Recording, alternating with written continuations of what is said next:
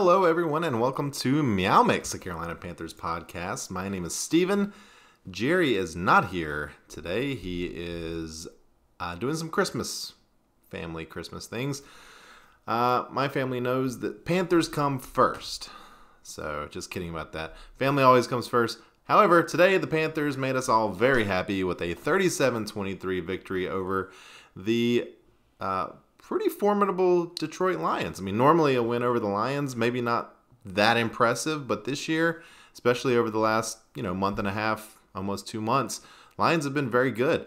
So the way the Panthers won this game, and we will definitely talk about it, pretty impressive. Again, 37-23, Panthers win this one in the lead, 24-7 at halftime off a dominant run performance. I mean, a record-breaking run performance. Let's talk about some of the records that the Panthers broke today.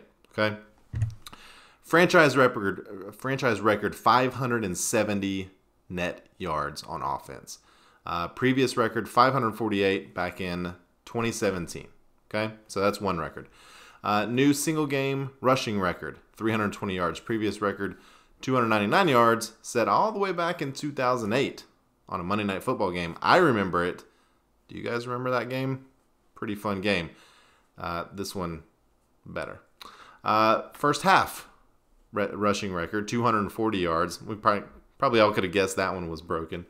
And 364 net yards, topping the previous marks. 2009 for the rushing, 2015 for the total yards.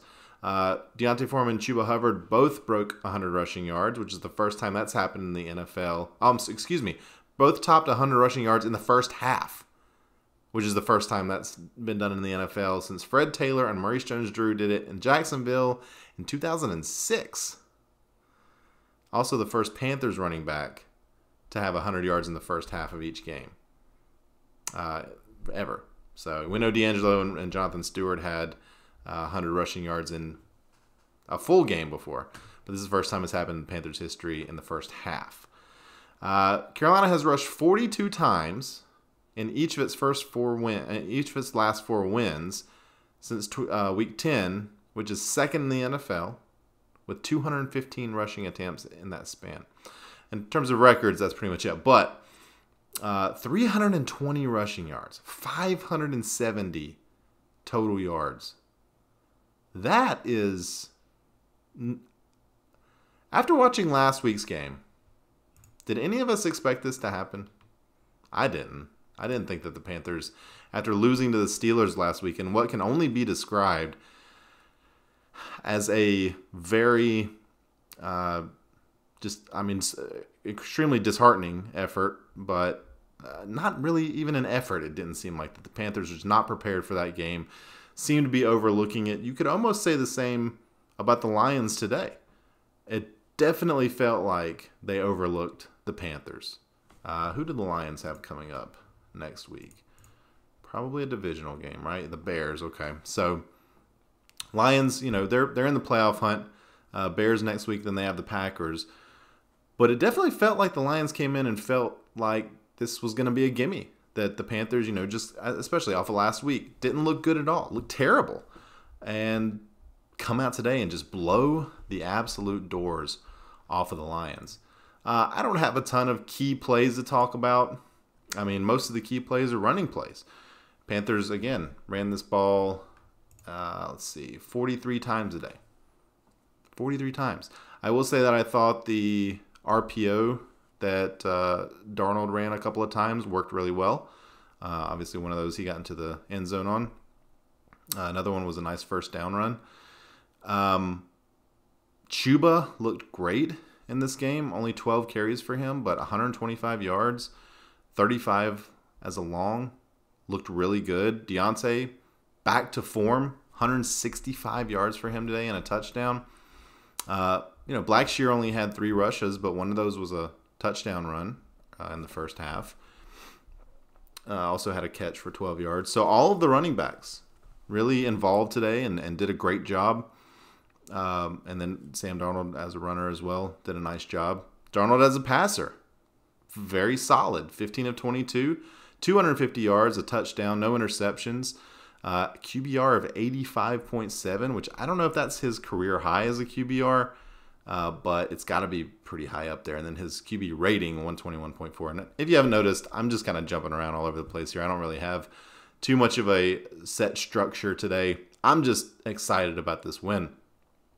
We got a lot of...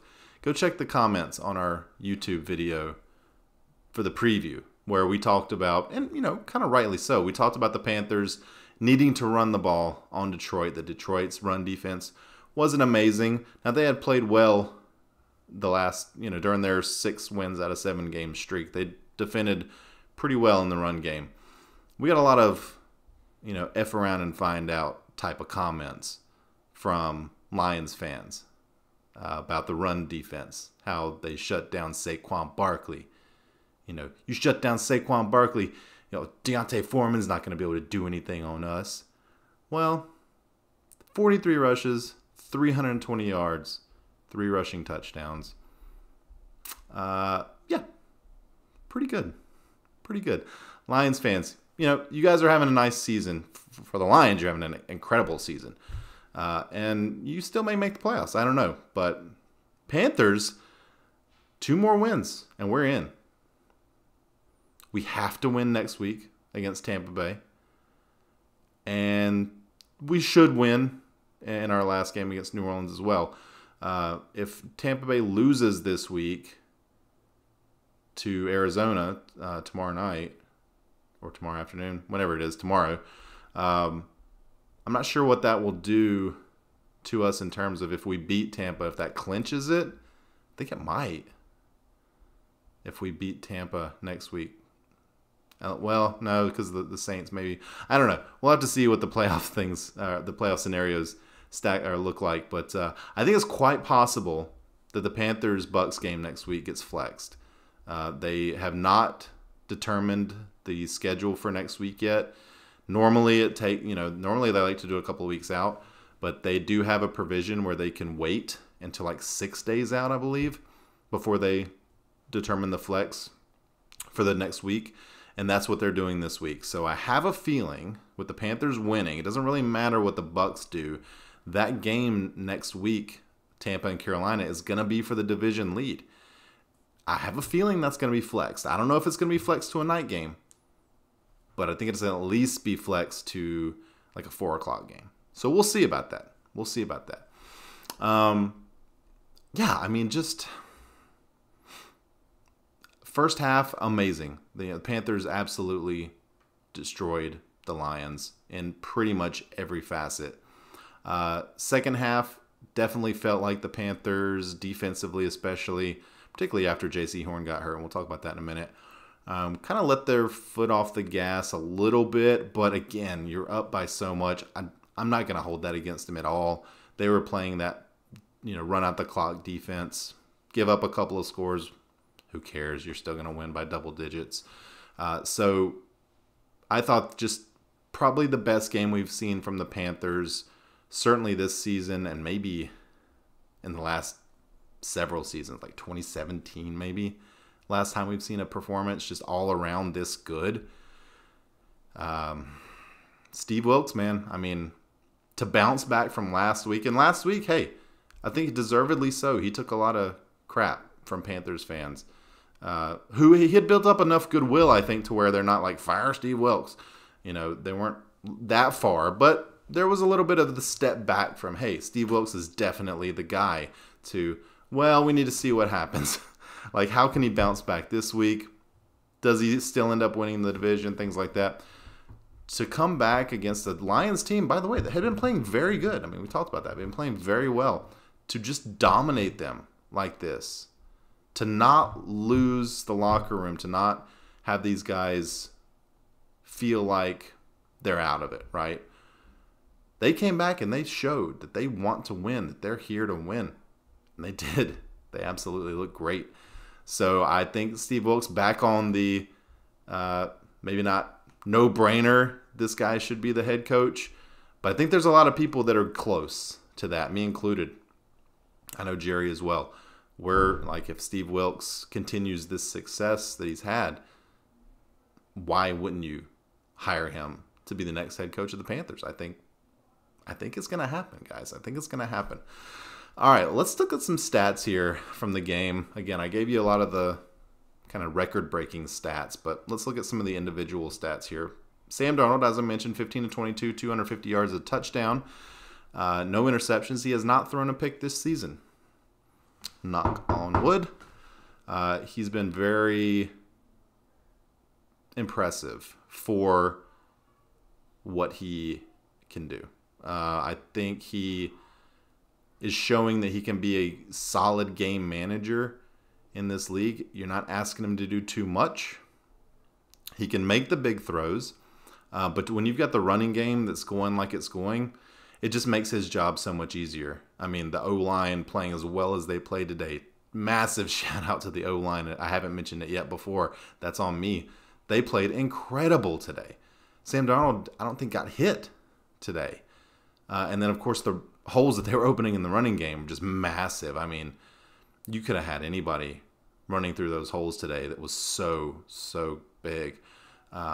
But the guys that were running through the holes, Deontay Foreman, 21 carries, 165 yards, an average of 7.9 yards per rush on 21 carries. He get a touchdown as well. Chuba, 12 carries, 125 yards, an average of 10.4 yards per carry, and it almost felt like he was getting 10 yards every single time he touched the ball. Like, he looked great today. Then Sam, 6 for 19 and a touchdown. DJ Moore got a carry, 1 for 8. And then Raheem Blackshear, 3 carries, 3 yards and a touchdown. I think his day was a little better than that. He got caught in the backfield on a carry, lost a bunch of yards, but he also had 1 catch for 12 yards. So good to see him kind of getting a little bit of run there. Receiving wise, again, I mean, it was mostly running game today, but the receivers played well too. DJ Moore, 5 receptions, 83 yards and a touchdown. So over 90 total yards for him today. Terrace Marshall Jr., 2 catches, 55 yards. By the way, DJ Moore, I think early in the fourth quarter, that sideline toe tap catch. Amazing. What a catch. Oh, my God. How many guys in the league can make that catch? You know, maybe quite a few, but in that situation, it was a really big catch to keep the chains moving, keep the ball going downfield, keep the Lions from having the ball. Great catch. I mean, DJ is just so underrated. Laviska Shenault, 3 for 53. Had a 43-yard reception. Tommy Tremble, 2 for 18. Shi Smith, 1 for 17. Ian Thomas, 1 for 12. Looking at the defense here, we had Shaq Thompson led the team in tackles with 6. Probably the best defensive player today, Brian Burns. 2 sacks. Had a pass deflection as well. 3 QB hits. He came back in a big way today. Kind of a quiet game last week, but came back in a big game today. And Brian has done that. Like, he's had a couple of quiet games this season, and then he'll follow it up with just a big, disruptive game, and that's what he did today. So, congrats to him. Yetur had a fumble recovery early in the game. 5 tackles for him. Also had a QB hit. By the way, those 2 sacks for Brian Burns, the only 2 sacks for the Panthers today. J.C. Horn, 6 tackles. J.C. Horn got hurt in the second half of this game. Looked like a wrist. I know Brian Burns said after the game that he worried that it might be a broken wrist. Steve Wilkes didn't give any information. He never does on injuries. He always defers to, well, we're having the MRI tomorrow, we'll let you know, type of thing. So that's going to be big. That's going to be huge, especially going up next week against, those Bucs receivers. To not have J.C. Horn available would be a pretty big blow. So hoping that J.C., even if he did do something to his hand, can wrap it up and, take a shot or something and still get out there and be productive. Frankie Louvu, 5 tackles as well. Had a nice big tackle for loss during this game. Miles Hartsfield, 4 tackles. Ioannidis, 4 tackles. And then everybody else, just a couple of tackles here and there. Let's see. Eddie Pinheiro, perfect again today. 3 for 3 on field goals. 4 for 4 on extra points. As long as he's not kicking a game winner, I think you're pretty safe with Eddie P. Johnny Hecker, again, a nice game today. 2 punts. 2 of his 3 punts inside the 20-yard line. Looking at Detroit. Jared Goff, 25 of 42, 355 yards, 3 touchdowns, no interceptions. Jared Goff might be good, you guys. I think, what is he up to now? Like 26 touchdowns, only 7 interceptions this season. Another 300-yard game for him. I know a lot of that came in garbage time, but I'm still pretty impressed with Jared Goff. Given what he was to what he has been this season, that's a pretty nice jump. Like, I kind of always like Jared Goff, so I'm happy for that for him. Very happy that they lost this game. So I don't really, if he would have played great and they won, then I would hate him. But 3 carries for Jared Goff, 3 for 15. Running game, nothing for Detroit. DeAndre Smith, 4 for 12. Jamal Williams, 7 for 11. And then they had a handful of other carries. 17 carries for 45 yards for Detroit in this game. Panthers absolutely chose to take away one thing from Detroit. That was the running game, and they did a great job. Now, it doesn't help your running game when you're down 24-7 at halftime, 31-7 early in the second half. You kind of have to throw. So they didn't really, they weren't in position to run a lot. But when they did run, they didn't run very well. So DJ Chark, 4 catches, 108 yards. Amon-Ra St. Brown, who's very good, 7 for 76. Khalif Raymond, 1 for 56. Shane Zylstra, you guys may know the name Zylstra from Brandon Zylstra, who's been on this team. Now is on the Lions, though doesn't really play. 5 catches, 26 yards, 3 touchdowns. 3 Zylstra touchdowns in this game. Bet you did not have that on your bingo card coming into this game. And then just a handful of receptions for the other Detroit receivers. On the defensive side, Melifuanu, 8 tackles to lead the team. As I mentioned, 0 sacks in this game for Detroit. 0 QB hits in this game for Detroit. Kirby Joseph, 7 tackles. Jeff Okudah, 6 tackles. And really, there's not much else to talk about defensively. They gave up 37 points and 570 total yards, so I'm not going to talk about them too much. Badgley, I think, 1 for 1, and then 2 for 2 on extra points, and then 4 punts for Jack Fox, 2 inside the 20. I wanted to talk a little bit about third downs because the Panthers, after last week giving up 12 of 16 third downs to the Pittsburgh Steelers, 4 of 12 today to the Lions.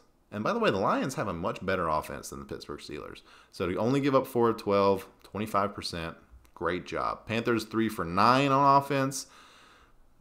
Not great. It does raise their average up a little bit, though. You got 33%. It raises their average. 1 for 1 on 4th down for the Panthers. 2 for 3 on 4th down for the Lions. Time of possession. We talked about this in our preview. When the Panthers can get like 35 minutes or more of time of possession, probably going to win the game. 35 minutes, 13 seconds in this game. 24-47 for the Lions. 10 extra minutes with the ball than your opponent. That's got to be good. Again, 320 rushing yards will help do that. Let's see. Penalties. Panthers, a lot of penalties. 10 penalties in this game for 74 yards. That will give Steve Wilks something to talk about this week in practice. Only 4 for 30 for the Lions. I don't really see much else to talk about stats-wise here. Heroes and zeros, I guess we'll go to. Our beer bet of the week. Let me find that real quick. I think we wrote it down this time. So sorry about this. I'm just going to keep talking. Let's see. We did not write it down. I don't remember what it was. Last week it was more rushing yards for Chuba or Deontay Foreman. By the way, what a huge difference from last week, because I think Chuba won that one like 10-9 or something. I mean, that was the worst rushing performance maybe ever. Certainly the worst performance we'd seen in a long time from a Panthers team. And then this week they put up 320. So what do you think the Panthers focused on in practice this week? I bet it was the run game, run blocking. I wish I had written down what our what our beer bet was. But we're going to go ahead and go to heroes and zeros. You guys put heroes and zeros in your comments. Let us know what you guys think. For my hero today, I mean, you could go so many different directions. I'm going to go Ben McAdoo. Okay? Ben McAdoo, I don't think has gotten a hero award from us at all this season. He's gotten a lot of zeros awards. But I'm going to give him the hero award for focusing on the run, designing some good protections, and just, I think the rotation was good. I think when they ran versus when they passed was, I had no problems with when they did any of those things. Last week we thought, hey, the run's not working, let's throw the ball some. Everything worked this week, which makes it a lot easier, right? I mean, maybe I'm giving him too much credit, but I like to give heroes to guys that I know probably aren't going to get heroes again, or very rarely get heroes. So I'm going to go Ben McAdoo for my hero this week. My zero, let's just give it to Ian Thomas. Keep up the streak. Ian Thomas, I bet probably didn't have the greatest game. All right. What else do we have here? I think that might end up doing it. All right, let's look at the rest of the NFC South here, because that is relevant. That is relevant. The Falcons lost to the Baltimore Ravens 17-9. Desmond Ridder, another game, no touchdown passes. Don't know about him yet. Still early. Tyler Huntley for the Ravens only threw the ball 17 times. They ran for 184 yards. You know, they beat the Falcons. Let's see. New Orleans did end up beating Cleveland. Deshaun Watson has not looked good at all for Cleveland. At all. 17-10 for the Saints. By the way, the Saints didn't play that well either. I mean, this is kind of a boring game. And then, of course, we have tomorrow, Tampa Bay. That is the night game. Tampa Bay, Arizona. Don't know who's going to start for Arizona at quarterback. Have a feeling it's going to be somebody that that Tom Brady should probably beat. So, again, it doesn't really matter if Tampa wins this game. Like, it would be nice if they lost. If they lost, they'd be tied with us. And then if we beat them next week, we would go up a full game, essentially 2 games, because we would have the tiebreaker over them. So that'd be great if they lost. I mean, go Cardinals. We're going to root hard for them. But the Panthers still control their own destiny regardless.